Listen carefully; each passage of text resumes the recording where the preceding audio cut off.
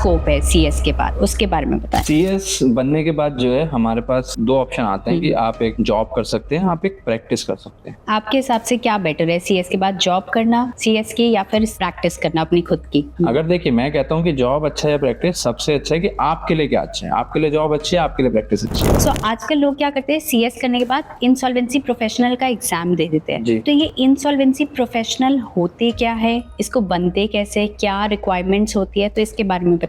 कि अगर company liquidate हो रही है तो वो कंट्रोल लेता है हाथ में कि भैया मेरे हिसाब से जो जो शेयर होल्डर स्टेक होल्डर्स हैं, जितने भी हैं क्रेडिटर हैं, उनको जो है सही हिसाब से उनको पैसे मिलने चाहिए, तभी मैं प्रोफेशनल हूँ। एक सीएस कितने पैसे कमाता है, प्रैक्टिस में कितने पैसे कमाता है और जॉब में कितने, तो ये आप थोड़ा सा बताइए। मेजर स्ट्रगल होता है क्लाइंट लाने का, क्लाइंट कैसे लाए जाते हैं? आप बाहर निकलना पड़ेगा काम लाने। आप लोगों के पास जाओ, बहुत सारे इवेंट्स होते हैं, सेमिनार्स होते हैं, मीटिंग्स होती हैं। आप ये सोचिए ना कि अपना नेटवर्क जो है वो बनाने के लिए आपको लोगों से मिलना पड़ेगा। अब एक कोई ऐसा पर्सन है जो सीएस कर चुके हैं और अब वो इंडिया से बाहर जाना चाहते हैं, क्या इंस्टीट्यूट उनको भी फेवर करता है जो बाहर जाके काम करना चाहते हैं? शिफ्ट होना चाहो तो स्कोप तो है। लास्ट एडवाइस उनके लिए जो सीएस कर रहे हैं, आप उनको क्या एडवाइस देना चाहेंगे? Is it worth to continue और is it better to quit?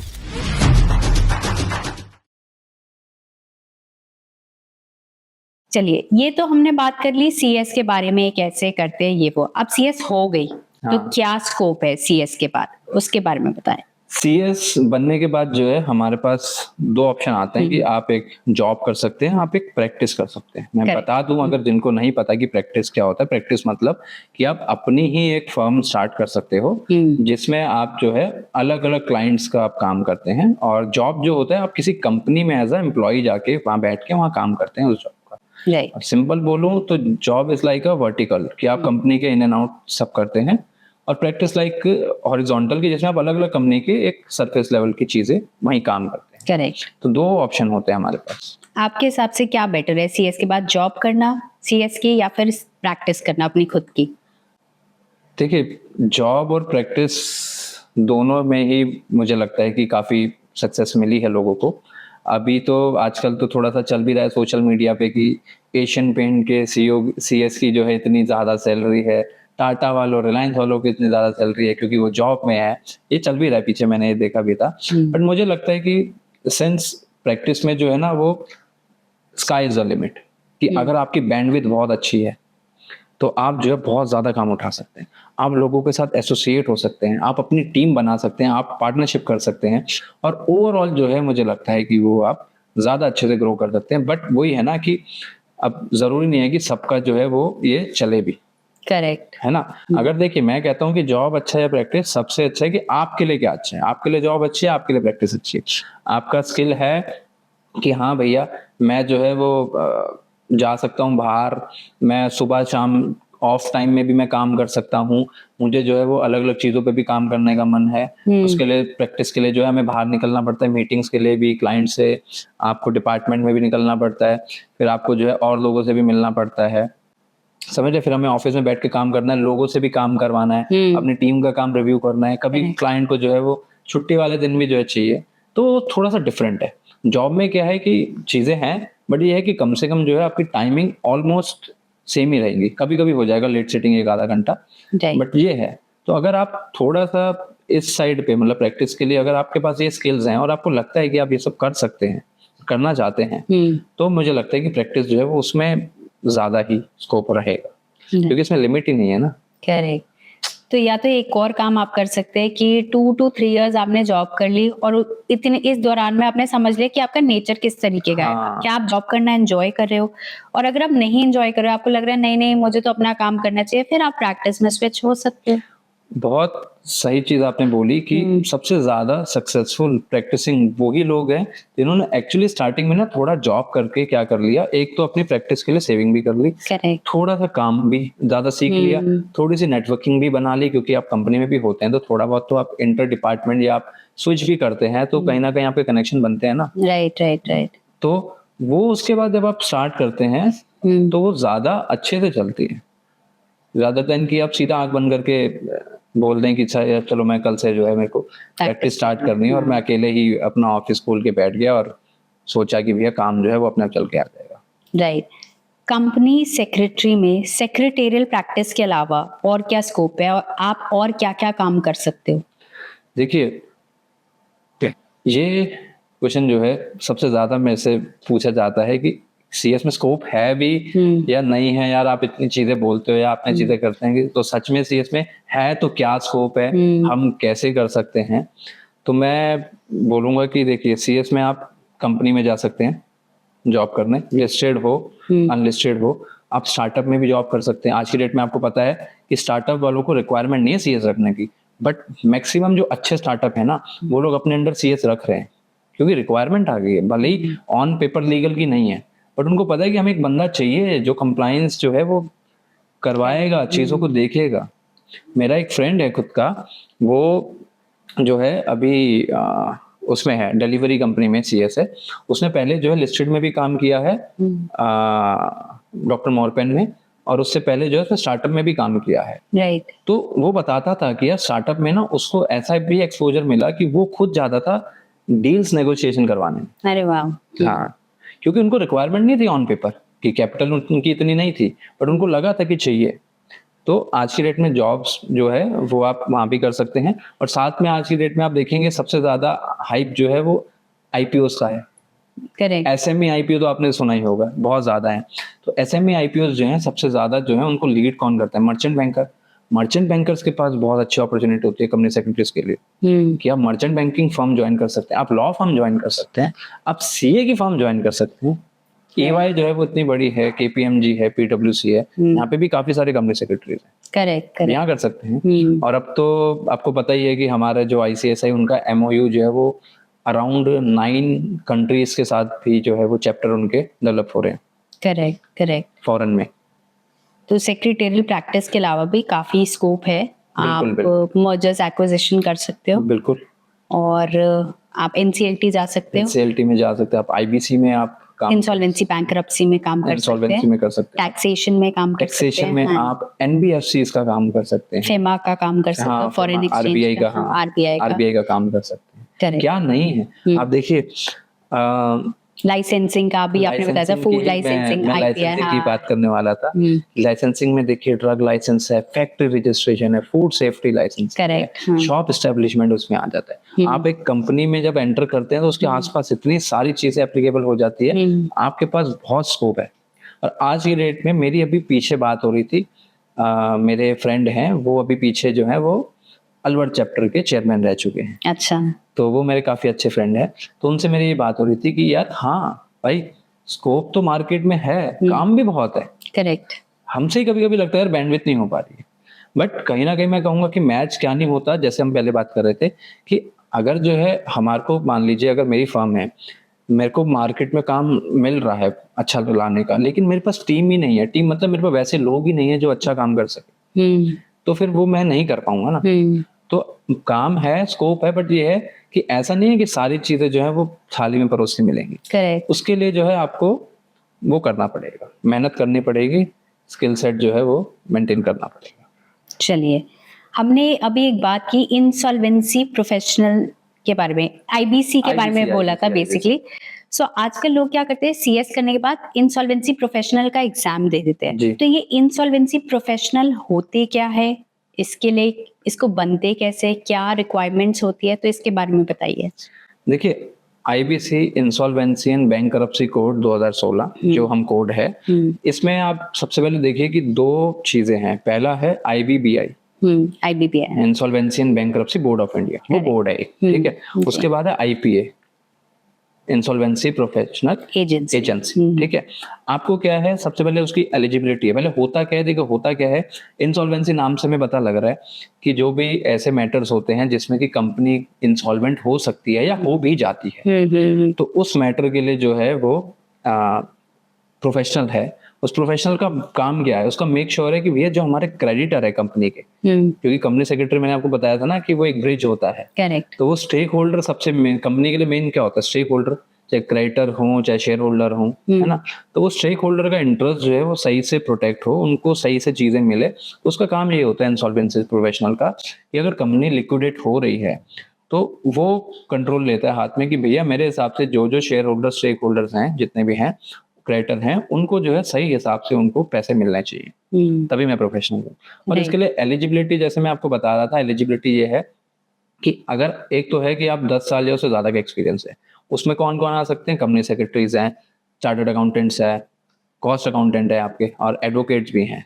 In fact अगर आप ग्रेजुएट हो और आपको 10 साल लॉ की फील्ड का एक्सपीरियंस है तो भी आप एलिजिबल हो सकते हैं। राइट। हाँ, और अगर आप ग्रेजुएट हो लेकिन आपको मैनेजरियल एक्सपीरियंस है तो आपको 15 साल मिनिमम का एक्सपीरियंस चाहिए। ओके। लेकिन पोस्ट ग्रेजुएट हो आप और मैनेजरियल है तो 10 साल का आपको एक्सपीरियंस चाहिए। ये आपकी एलिजिबिलिटी है। राइट। इसके बाद जो है you have to pass the LIE, LIE LIE। अच्छा, ओके। वो जोट नहीं बोलना, LIE है एक्चुअली, वो लिमिटेड इंसॉल्वेंसी एग्जामिनेशन। वो आपको जो है वो एग्जाम पास करना है। ओके। फिर पास करने के बाद आपको जो है वो IPA के अंडर जो एजेंसी है, insolvency professional agency, right. With in 12 month जो है उसके अंडर आपको अपने आप को रजिस्टर करवाना है। रजिस्टर कराना। फिर उसके बाद आपको जो है एक वो कोर्स करना है, pre registration educational course. Okay. हाँ, ठीक है। वो जब आप करते हैं तो उसके बाद आप IBBI जो मैंने आपको बताया था बोर्ड है, उस बोर्ड में आप रजिस्ट्रेशन के लिए अप्लाई कर सकते हैं। Okay okay.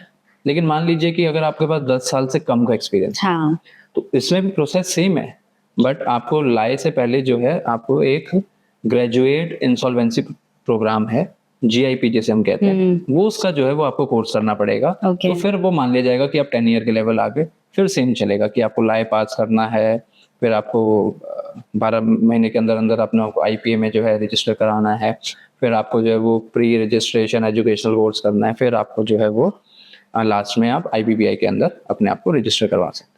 तो ये जो आपने बोला ग्रेजुएट इंसॉल्वेंसी का, क्या इसकी कोई एज लिमिट होती है? नहीं, आप मतलब एज लिमिट ऐसे कुछ नहीं है। Okay. आपको कि करना है तो आपको एक मिनिमम इतनी एज या मैक्सिमम इतनी एज होनी चाहिए। आप अगर प्रोफेशनल हैं, भले ही आप बस ये मान लीजिए कि आप 10 साल से कम आपका एक्सपीरियंस है तो आपको वो GIP करना पड़ता है। 10 साल से ज्यादा है तो वो GIP एग्जम्प्ट हो जाता है। ऑल राइट, ठीक है। चलिए, तो ये तो आपने काफी सारा स्कोप बता दिया हमें CS का। तो स्कोप जान लिया है, तो अब ये भी जान लेते हैं कि एक CS कितने पैसे कमाता है, प्रैक्टिस में कितने पैसे कमाता है और जॉब में कितने, तो ये आप थोड़ा सा बताइए। देखिए, जैसे मैंने आपको बताया आज की डेट में ऑन एन एवरेज बता रहा हूँ। देखिए, मैं बहुत रियलिटी बताना चाहता हूँ, मुझे वो नहीं है कि जैसे मैंने बताया कि 40 से 40,000 जो है, 40 से 45,000 जो है स्टार्ट हो जाता है, स्टार्टिंग में जो हो जाता है। लेकिन ये भी डिपेंड करता है कहीं ना कहीं आपकी कंपनी, कहीं ना कहीं आपकी सिटी भी। अगर आप टायर 1 सिटी में, मतलब आप मेट्रोपॉलिटन में हैं, तो आप, मैं कह सकता हूँ कि आपको आराम से मिल सकता है। शायद आप मुंबई जाएंगे तो वहाँ पे और ज्यादा है, क्योंकि वहाँ परचेज पैरिटी भी ज्यादा है। करेक्ट। वहाँ चीजों को खरीदना भी महंगा है, तो वहाँ पे जो है शायद आपको 50,000। जैसे मैं आपको बताता हूँ कि मेरी एक फ्रेंड थी, उसकी यहाँ पे जॉब लगी थी कुछ टाइम पहले, आई गेस 35,000 की। वो बहुत साल पहले की बात बता रहा हूँ मैं, मतलब ये लगा लो कि आज से 6 साल पहले की बात है। बट उसको जो है 35 से सीधा 51,000 बेंगलोर से ऑफर आया था। अच्छा। तो लोकेशन का भी फर्क है। तो मैं नहीं चाहता कि लोग जो है वो सिर्फ और सिर्फ ये वर्ड सुने और कहें कि नहीं भैया इतना हो जाएगा, इतना हो जाएगा। फर्क है। मैं आपको दिल्ली NCR की बता रहा हूँ कि 40-45,000 ये मिनिमम हो गया, मैक्सिमम कितना हो सकता है? मिल जाता है। मैक्सिमम मैंने जो फ्रेशर को देखा है मैक्सिमम मिलते हुए, बट मैं कंपेयर नहीं कर पाऊंगा उसको, क्योंकि वो जो था उसने एज अ सेमी क्वालिफाइड भी थोड़ा सा काम किया था, तो उसका एक्सपीरियंस बहुत अच्छा हो गया था। ओके। तो जब वो CS बना सीधा उसकी 70,000 लगी थी। अच्छा। बट उसको जो था ना कि थोड़ा सा उसका लेट पास हुआ। अब देखो, लेट होने का उसको ये फायदा हो गया कि उसकी फर्स्ट जॉब भी जो है वो लगी, बट ये है कि उसको वेट भी करना पड़ा। तो उसकी लगी थी, पर उसको काम इतना अच्छा आता था, और कंपनी को लगा कि हाँ यार, आप एक इंडस्ट्री में एक चीज कही जाती है कि आपसे जितना काम निकलवा सकते हैं उसका 10% आपको पे किया जाता है। करेक्ट। कि अगर आप किसी को आज की डेट में 40,000 पे कर रहे हैं, तो ये मान के चलेंगे कि एटलीस्ट ये हमारे को 4 लाख तक का फायदा कराएगा। राइट। ये तो हर जगह ही है। हाँ, ये एस्टिमेटेडली ये माना जाता है। तो उसी तरीके से है कि अगर सच में आपको, अगर आप अच्छे से इंटरव्यू देते हैं, आपके कम्युनिकेशन स्किल्स, आपकी नॉलेज, आपकी अंडरस्टैंडिंग, आपको काम करने का तरीका आता है ना, तो मैं सच बता रहा हूँ आपको कि लोग पैसे दे देते हैं। अच्छी अच्छी कंपनीज दे देती है। बड़ी कंपनीज तो जो है वो ढूंढती है ऐसे लोगों को कि भैया हमें ऐसे लोग मिल जाए। सबसे पहले वो तो ज्यादा पैसे दे के उठा लेते हैं ऐसे कि भैया ऐसे मिल जाए, बट ऐसे बहुत कम लोग होते हैं। ओके। तो प्रैक्टिस में कितना आप अर्न कर सकते हैं? देखिए प्रैक्टिस में ना मैं सच बता रहा हूँ, मतलब ऐसा नहीं है कि लिमिट ही नहीं है, ऐसा तो नहीं है, बट कंपैरेटिवली मुझे जो है मैं जब अपने दोस्तों को जानता हूँ तो उनमें से हो सकता है कि शायद कुछ लोग ऐसे हैं जो जॉब कर रहे हैं, बिग फोर्स में भी हैं, हो सकता है कि उनकी सैलरी बहुत अच्छी हो क्योंकि वो फॉरेन वगैरह में के भी क्लाइंट्स का भी काम करते हैं, बट मेजोरिटी में जिनको जानता हूँ तो मुझे लगता है कि प्रैक्टिस में जो कंपैरेटिवली ज़्यादा है पैसे, क्योंकि स्टार्टिंग में क्या होता है कि जब आपकी जॉब लगती है तो मान लीजिए आपको आज के डेट में आप स्टार्ट कर रहे हैं जॉब के लिए, आप 40-45 से आप दिल्ली एनसीआर में स्टार्ट कर रहे हैं, स्टार्टिंग में प्रैक्टिस कर रहे हैं, आपको मिलेंगे नहीं महीने के 40-45। आप खुश हो जाओगे अगर पहले महीने अगर आपको 20,000 रुपये आपने कमाए, क्योंकि स्ट्रगल है ना, आपको कोई जानता नहीं, कोई ट्रस्ट नहीं करता आप पे, और आपका भी जो है वो स्टार्टिंग है तो इतना सारा काम भी नहीं आता कि उठा लें, करेक्ट है ना, इतना एक्सपीरियंस भी नहीं है कि बड़े काम जो है एकदम से पकड़ के लें। स्टार्टिंग में तो हम यही कहते हैं ना कि चलो जो आता है पहले वही करें, बट ओवर द टाइम जो है वो ग्राफ जो है ना वो ड्रास्टिकली चेंज होते हैं, देखा है मैंने, खुद का देखा है मैंने पिछले कुछ महीनों मतलब साल में ही, मतलब 1.5 या 2 साल में मैंने खुद का ग्राफ चेंज होते हुए देखा है। राइट कि जब मैं बोलता था कि यार दोस्तों की कि हम तो दोस्त हैं, अच्छा हम तो डिस्कस कर लेते हैं भाई और कितना पैकेज मिल रहा है बताते, तो बता देते हैं, फिर मैं देखता हूँ, फिर अब मैं कहता हूँ हाँ अब मुझे लग रहा है कि हाँ अब मैंने सही डिसीजन लिया था कि मैं प्रैक्टिस कर रहा था, और मोर इम्पोर्टेंटली मेरे लिए ये भी था कि शायद मेरा सेट ऑफ स्किल जो है वो ज़्यादा मैच रहता था, मैं जॉब कर भी नहीं सकता था, मुझे ट्रेनिंग से निकाल दिया गया था। अच्छा ये भी एक स्टोरी है। तो इसलिए मैं बना ही नहीं हूँ उस चीज़ के लिए। अच्छा तो अभी आपने बोला प्रैक्टिस में स्ट्रगल है, स्ट्रगल तो है ही, बेसिकली मेजर स्ट्रगल होता है क्लाइंट लाने का, तो क्लाइंट कैसे लाए जाते हैं? ये देखिए क्लाइंट लाना ना, आप बहुत सारे लोगों से पूछना, इसका जवाब कोई सीधा दे ही नहीं पाएगा, एक्चुअली इसका जवाब भी नहीं है, क्योंकि आपको नहीं पता कि स्टार्टिंग में क्लाइंट बनाते कैसे, हर किसी का तरीका होता है, बट एक जो बेसिक मैं कहूँ कि एक बेसिक साइंस जो चलती है क्लाइंट बनाने के लिए वो ये चलती है कि भैया आपकी अगर रीच आपके क्लाइंट तक पहुंच गई, मार्केटिंग जो होती है ना, मार्केटिंग में सबसे इंपॉर्टेंट चीज क्या होती है, अटेंशन, करेक्ट कि किसी की अटेंशन गई तो भैया मेरी मार्केटिंग सक्सेसफुल है हाँ, तो मार्केट अटेंशन के लिए आपको रीच मतलब पहुंच होनी चाहिए, तो क्लाइंट तक आपकी चीजें पहुंचनी चाहिए, क्योंकि हमारे प्रोफेशन में क्या है कि आप अपनी मार्केटिंग नहीं कर सकते, हाँ ये भी अलाउ नहीं, आप मार्केटिंग नहीं कर सकते, आप नहीं कह सकते कि भैया मैं जो है वो दिल्ली का सबसे अच्छा नंबर 1 CS हूँ, जैसे कंपनीज ब्रांड करते हैं कि नंबर 1 कंपनी ये वो वगैरह, अब मैं कह रहा हूँ इंडिया का छोड़ो, आप अपने गली का नहीं कर पाओगे, हमें नहीं अलाउड है, कोड ऑफ कंडक्ट है हमारा, बट ऐसा भी नहीं है, इसके लिए भी है कि आप जो है ना अपने राइटअप्स लिखते हो, आप मान लो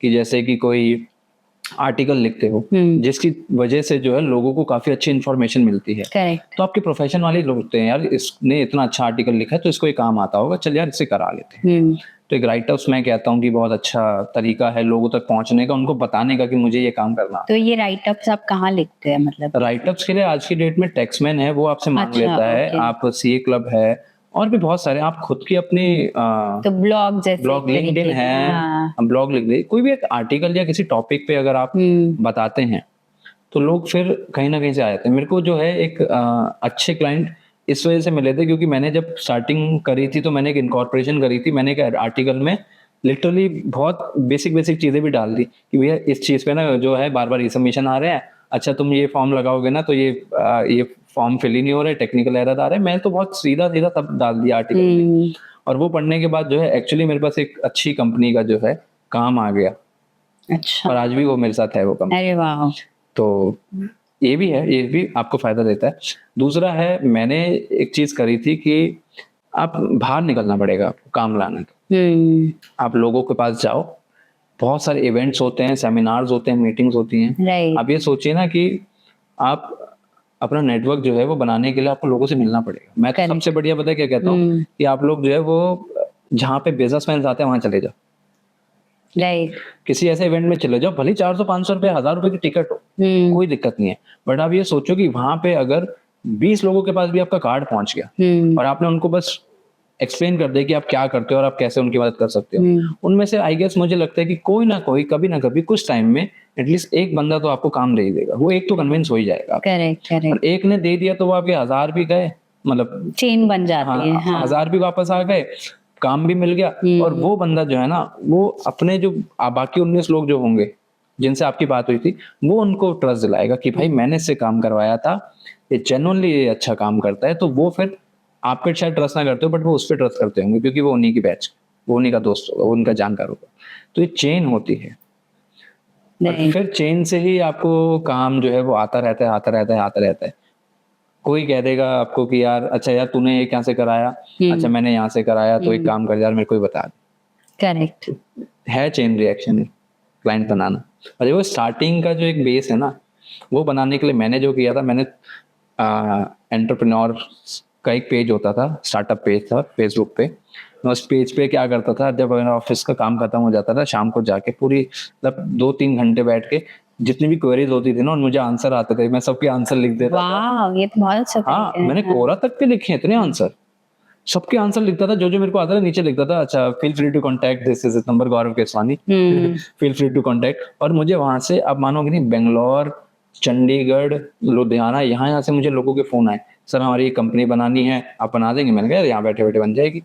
और बहुत ऐसे क्लाइंट है जो आज भी मेरे साथ जुड़े हैं और वो आज बहुत अच्छी अच्छी चीजें भी कर रहे हैं, मतलब अच्छे अच्छे ब्रांड है कि मैं देखता हूँ कि हाँ यार ये अच्छे लेवल पे पहुंच गए हैं और वो आज तक मेरे साथ है। फिर उनके भाइयों की, दोस्तों की कंपनी अभी मेरे पास आ गई। तो ये रीच, मैं कह रहा हूँ पहुंचना पड़ेगा आपको वहाँ। तो ये तो आपने बहुत ही अच्छा आइडिया दिया हमारी ऑडियंस को कि आप लोगों की हेल्प कर सकते हो, आप ऐसे ब्लॉग्स लिख सकते हो, आप ऐसे राइटअप लिख सकते हो जिसमें सामने वाले की हेल्प भी हो रही है और समवेयर आपकी प्रमोशन भी हो रही है। तो ऐसे आप क्लाइंट्स ला सकते हो और उनसे कनेक्ट कर सकते हैं। ये तो हमने बात की क्लाइंट्स कैसे लाए जाते हैं। अब मैं बात करती हूँ, आपको अपनी खुद की फर्म ओपन करनी है तो वो कैसे ओपन करते हैं? देखिए आज की डेट में अगर आपको प्रैक्टिस स्टार्ट करनी है तो मैं कहूँगा कि एक तो जहाँ बहुत ज्यादा कंपटीशन है ना, उससे थोड़ा सा गैप बना के चले। मतलब कि क्या है ना कि आप खुद सोचिए कि हर कोई जो है वो बेसिक सेक्रेटरियल काम करता है, ठीक है, वो आना चाहिए, जरूरी है, इंपॉर्टेंट है। बट आप ये देखिए कि कोई भी चीज अगर मार्केट में बहुत सारे लोग करेंगे ना तो ऑटोमेटिकली जो है उसकी जो है प्राइस लो ही रहेगी।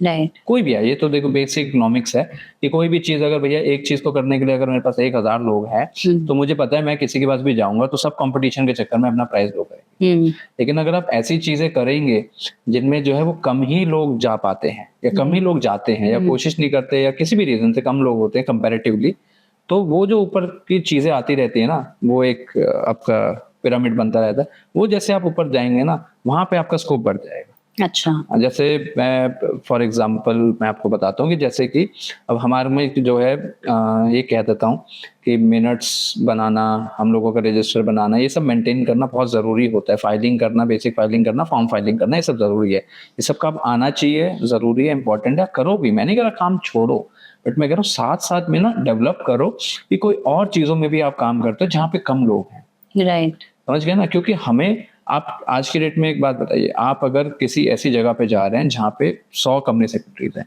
ठीक है, और सब अपने आप को इंट्रोड्यूस करते हैं, यार मैं ये करता हूँ, मैं ये करता हूँ, मैं ये करता हूँ, ये करता हूँ। उसमें से एक बंदा ऐसा होगा कि जो बोलेगा कि नहीं यार मैं ये करता हूँ, तो वो बंदा आपको याद रहेगा और 100 के 100 कहेंगे कि भैया ये काम ये करता है, मेरे पास जब भी ये काम आएगा ना उसको, आपको वो बंदा याद रहेगा क्या ये ना ये तो करता है।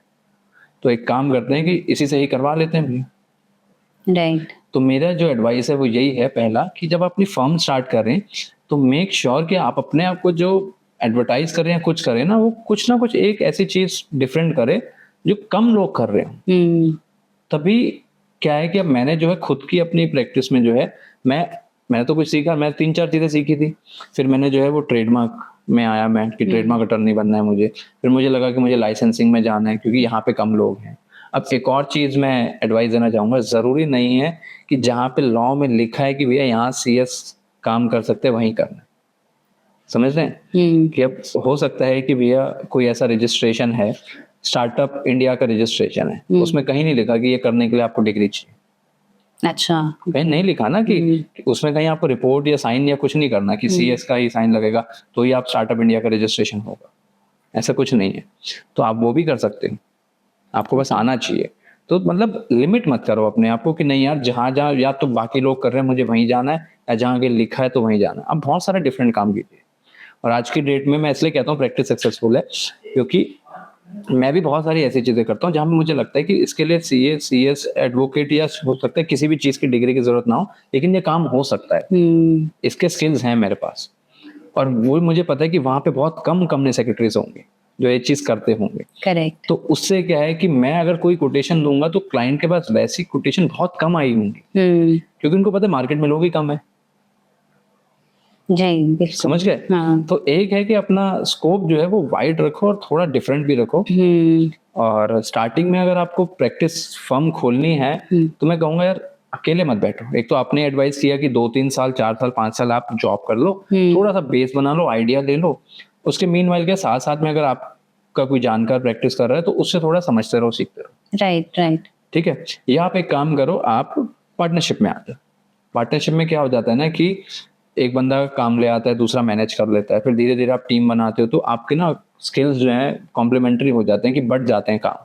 कि मेरा काम है कि भैया जो है ये क्लाइंट लेके आना, और साथ में मेरा काम है मैं ये 3 या 4 चीजें मैं देखता हूँ, ये 3 या 4 चीजें तुम ये देखना कि अगर क्लाइंट के पास है तो हम 8 चीजें का काम ले सकते हैं क्लाइंट। करेक्ट, ठीक है, ये भी सही ऑप्शन है।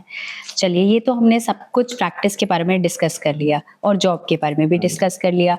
अब एक कोई ऐसा पर्सन है जो सीएस कर चुके हैं और अब वो इंडिया से बाहर जाना चाहते हैं, तो क्या इंस्टीट्यूट उनको भी फेवर करता है जो बाहर जाके काम करना चाहते हैं? हमारे आईसीएसआई का मेमोरेंडम ऑफ अंडरस्टैंडिंग है, और जहां तक मुझे याद है Australia, New Zealand, Malaysia, Singapore, London, Canada, south Africa और यूएई। ओके।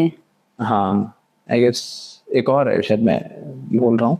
तो मतलब ऑलमोस्ट है। अब तो मिडल ईस्ट में भी अभी एक ESG जो है, एनवायरनमेंट सोशल गवर्नेंस के ऊपर जो है एक रिपोर्टिंग या रिस्पॉन्सिबिलिटी उनकी भी काम चल रहा है, तो भी है। और रियलिटी बताऊं तो मेरी एक MSOP बैचमेट है, तो वो जो है वो भी चंडीगढ़ से थी। अच्छा।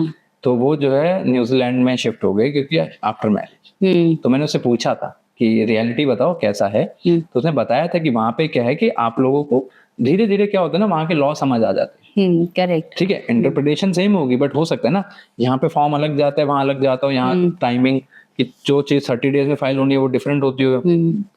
बेसिक चीजें जो है वो तो सेम ही रहेंगी ना। करेक्ट। प्रोसीजरल एस्पेक्ट डिफरेंट हो सकता है ना। राइट। तो उन्होंने कहा वो आपको धीरे धीरे आ जाता है, वहां पे आप कर सकते हो, या तो वहां पे आप नॉर्मली खुद से सीख लो या कोई छोटा मोटा कोर्स कर लो, और आप जो है या इंस्टीट्यूट भी जो है, मुझे ज्यादा मुझे पता है, इनकी अलग से वेबसाइट पे भी चीजें दी गई हैं कि अगर आप बाहर जाते हैं तो इंस्टीट्यूट भी आपको किस तरीके से हेल्प करता है। आप ICSI.edu पे जाके बहुत सारी चीजें देख सकते हैं। और मुझे लगता है बहुत सारी चीजों के जवाब जो हैं, जो बहुत बेसिक क्वेरीज आती है ना कि इनकी रिगार्डिंग कि कितने मॉड्यूल में कितने सिलेबस हैं, मतलब सिलेबस में कितने सब्जेक्ट्स हैं, कितने मार्क्स हैं, कितने हैं, बहुत सारी चीजें वहां से भी सॉल्व हो जाती हैं। तो आप जा सकते हैं। न्यूजीलैंड का मुझे पता है। ऑस्ट्रेलिया में मेरा एक फ्रेंड होकर आया था, तो वहाँ पे उसने कुछ प्रोफेशनल्स के साथ काम किया था, तो उन्होंने सच बताऊं बहुत अच्छी सैलरी ऑफर करी थी उसे। अच्छा। तो बहुत अच्छा स्कोप था वहाँ पे। और दुबई जो है वो जिनकी मैं बात बता रहा हूँ कि जिन्होंने CS हैं और उन्होंने जो है वो उनको फाइनेंस में ज़्यादा है, जिन्होंने मुझे सिखाई अकाउंटिंग, उन्होंने मुझे पढ़ाया था, उन्होंने उनके पार्टनर ने जो है वो मिलके दुबई में एक ऑफिस स्टार्ट किया है। और इनफैक्ट मेरी भी एक मतलब कनेक्टेड है, फ्रेंड ही है, मतलब प्रोफेशनल अकाउंटेंस है, वो दुबई में है। तो मैंने उससे पूछा था, तो उसने भी यही कहा था कि यहाँ के लॉज जो हैं थोड़े बहुत अगर आपको समझ आ जाते हैं तो हो जाता है। इनफैक्ट आप EY में भी काम करोगे ना, बिग फोर्स की मैं बात कर रहा हूँ, आई डोंट नो मतलब वो लोग बताते नहीं बताते, बट मैंने अपनी फ्रेंड से पूछा था, तो वो लोग भी जो है यही करते हैं। वहाँ पे काफी सारे कंपनी सेक्रेटरीज को फॉरेन का काम जो है वो वही करते हैं। अच्छा। बस उनको थोड़ा सा वहाँ का लॉ जो है उनको बुक वगैरह देके समझा के ट्रेनिंग देके सिखा देते हैं। राइट। तो हाँ, ठीक है। शिफ्ट होना चाहो तो स्कोप तो है। तो मतलब इसके लिए कोई एग्जाम देना पड़ेगा, या जैसे यहाँ पर कंपनी सेक्रेटरी बोला जाता है, आई थिंक वहां पर होता है चार्टर्ड सेक्रेटरी, तो क्या उसके लिए कोई एग्जाम देना पड़ता है? यहाँ से आप CS क्वालिफाई कर लो और आउट ऑफ इंडिया भी आप एग्जाम दे रहे हो, ऐसा हो सकता है? नहीं, मुझे लगता है कि अगर आउट ऑफ इंडिया जाके अलग से एग्जाम देने की तो मुझे नहीं लगता जरूरत है। अगर ICSI जो है वही या तो आपका यहाँ पे एग्जाम लेगा या वो कह देगा कि अब यहाँ की जगह, क्योंकि वहाँ ना चैप्टर्स बन रहे हैं, तो वो क्या वहाँ पे भी एक चैप्टर है कि वहाँ पे भी एक इंस्टीट्यूट का एक पार्ट बन रहा है, तो वहाँ पे जाके डायरेक्टली दे दें अगर यहाँ पे नहीं है, क्योंकि पहले क्या था सिर्फ एमओयू साइन हो रहे थे, अब क्या वहाँ चैप्टर्स बन रहे हैं। चैप्टर्स बन हाँ चैप्टर्स बन रहे हैं, एमओयू जो है वो इसलिए साइन हो रहे थे कि वहाँ चैप्टर्स बन रहे हैं कि भैया एक्चुअली प्रेजेंस होगी वहाँ, कोई प्रोग्राम वगैरह कुछ होगा ओके, तो वहाँ पे होगा। राइट। आपने अभी बिग फोर के बारे में बात की, रिसेंटली एक केस आया था, बिग फोर में से ही एक लड़की काम करती थी, सीए थी, जिन्होंने ओवरवर्क की वजह से सुसाइड कर लिया। बच्ची, तो क्या कॉर्पोरेट कल्चर में काम करना सही है? बिकॉज बर्डन भी बहुत है, ओवरवर्क भी बहुत है, और ये जो सुसाइड हो रहा है, तो इसके ऊपर आप क्या कहेंगे? ये मतलब वैसे तो बहुत बुरा है कि ऐसा हुआ, और इतनी कम एज में हुआ तो और ज्यादा बुरा लगता है कि अभी तो जर्नी स्टार्ट होती है हम लोगों की।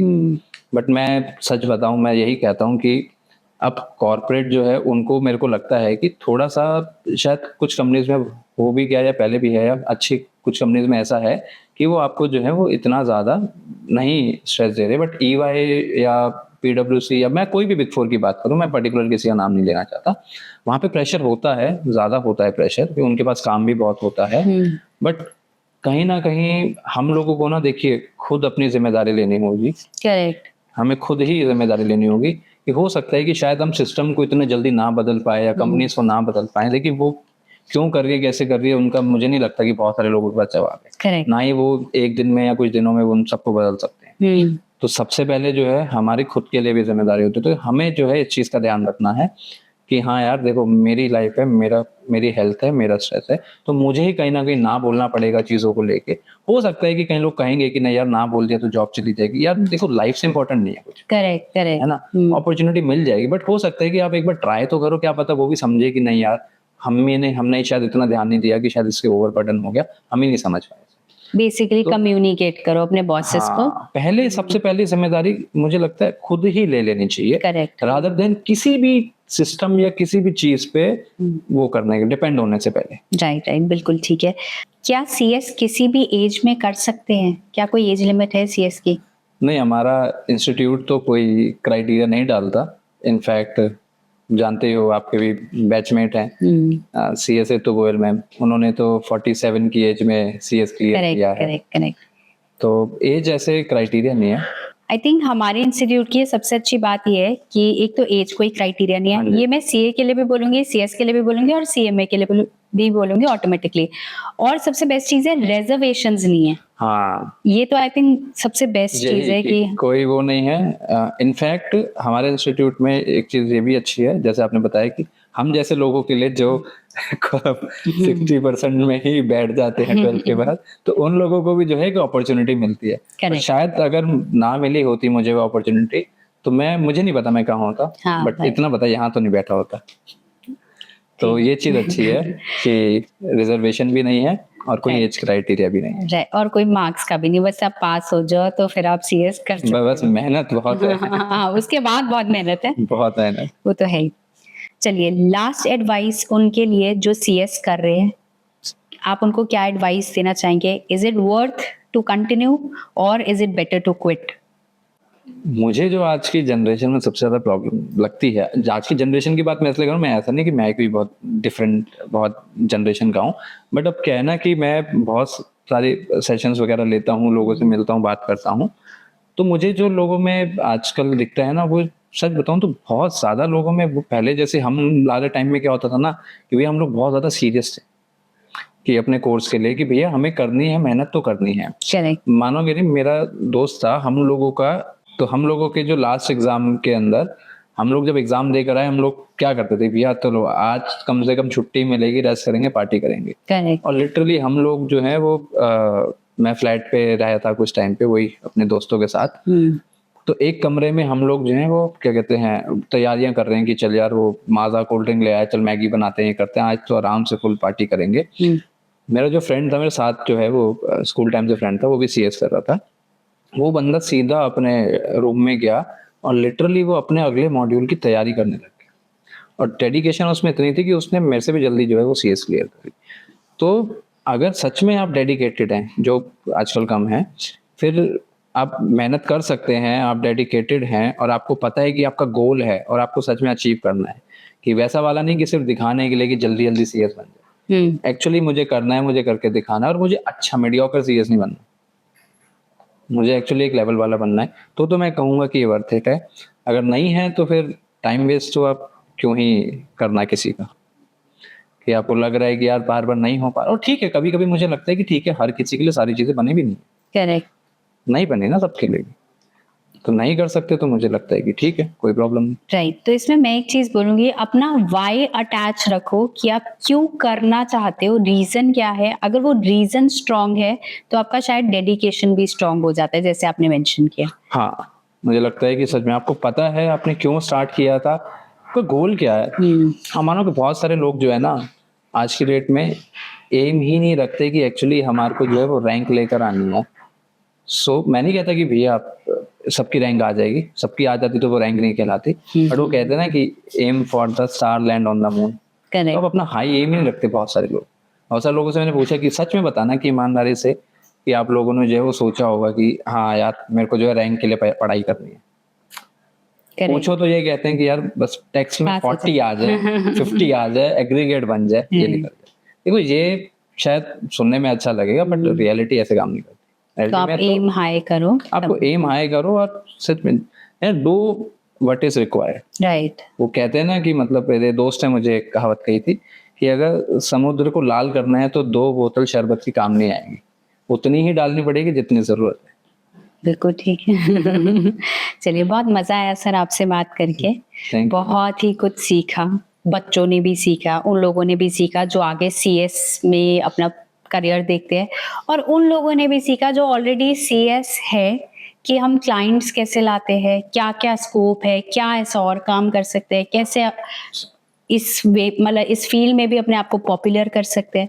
बहुत मजा आया आपसे बात करके। गांधी टॉक्स की तरफ से एक छोटा सा जेस्टर मेरी तरफ से आपके लिए। Thank you so much sir for coming to our show. Ma'am, आप ऐसे अच्छे अच्छे पॉडकास्ट बनाते रहिए और अवेयरनेस देते रहिए। जी, मुझे लगता है आपका जो पर्पस है वो बहुत अच्छा है। Thank you so much sir. मैं आप सभी से भी ये कहना चाहूंगी कि आप कोई करियर के बारे में जानना चाहते हैं तो प्लीज हमें कमेंट सेक्शन में बताइए, और कोई स्पेसिफिक पर्सन है आपके माइंड में तो वो भी कमेंट करके बताइए। मैं ट्राई करूंगी उनसे कनेक्ट करने की कोशिश करूंगी और आपके साथ लेके आऊंगी। Thank you so much.